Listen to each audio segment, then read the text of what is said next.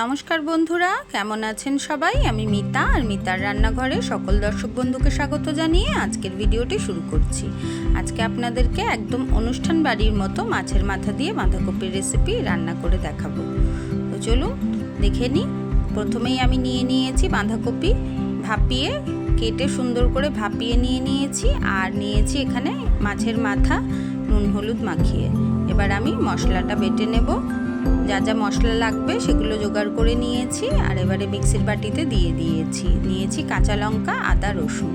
আর এখানে মাছের মাথাটা নুন হলুদ মাখিয়ে খুব সুন্দর করে লাল লাল করে ভেজে তুলে নেব।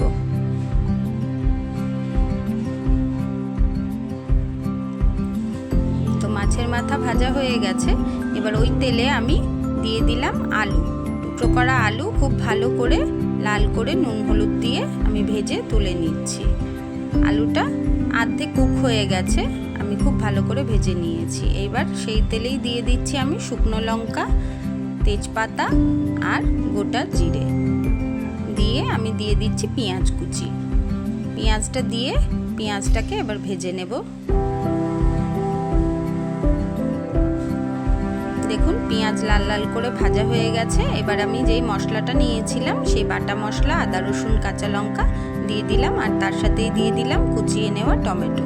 এবার সব মশলাগুলোকে একসাথে ভালো করে ভেজে নেব। মশলাটা কিছু সময় কষানোর পরে তেল ছাড়ছে দেখুন অল্প অল্প, তখন দিয়ে দিচ্ছি বাকি গুঁড়ো মশলাগুলো। রেগুলার বাড়িতে যে গুঁড়ো মশলা আমরা ইউজ করি সেগুলো ইউজ করেছি। দিয়ে দিয়েছি লঙ্কা গুঁড়ো, হলুদ গুঁড়ো, জিরে গুঁড়ো, ধনে গুঁড়ো আর লবণ। আর তার সাথে দিয়ে দিচ্ছি মিক্সির বাটিটা ধুয়ে অল্প জল দিয়ে মশলাটা কষিয়ে নেব। দেখুন মশলা খুব ভালো করে কষানো হয়ে গেছে, একদম তেল ছেড়ে সুন্দর কালার ধরে গেছে। এবার দিয়ে দিচ্ছি ভাপিয়ে নেওয়া বাঁধাকপি দিয়ে খুব ভালো করে নাড়াচাড়া করে মিশিয়ে নিয়ে আমি ঢাকনা চাপা দিয়ে বাঁধাকপিটা খুব ভালো করে রান্না করে নেব।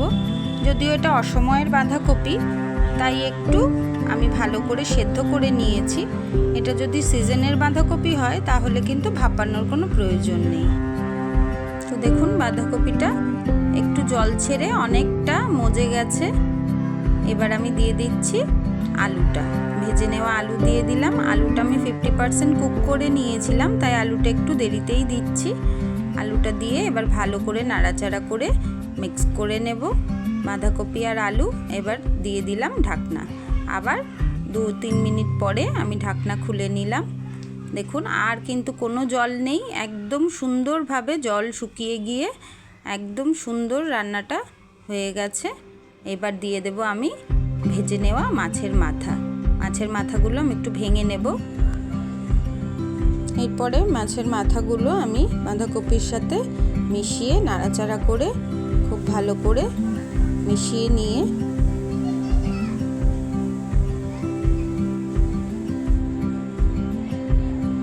এবার দিয়ে দেব স্বাদ অনুযায়ী চিনি। বাঁধাকপি একটু মিষ্টি মিষ্টি খেতে ভালো লাগে, কিন্তু মাছের মাথা দিয়ে করছি বলে আমি অল্প করে চিনি দিয়েছি। এবার দিয়ে দেব গরম মশলা আর ঘি। ব্যাস রেডি হয়ে গেছে আমার মাছের মাথা দিয়ে অনুষ্ঠান বাড়ির মতো বাঁধাকপির চচ্চড়ি। কেমন লেগেছে ভিডিওটা কমেন্ট করে জানাবেন। ভালো লাগলে লাইক, শেয়ার এবং আমার চ্যানেলটি সাবস্ক্রাইব করতে একদমই ভুলবেন না। আজকের মতো ভিডিওটি এখানেই শেষ করছি। দেখা হবে পরবর্তী নতুন একটি ভিডিওতে।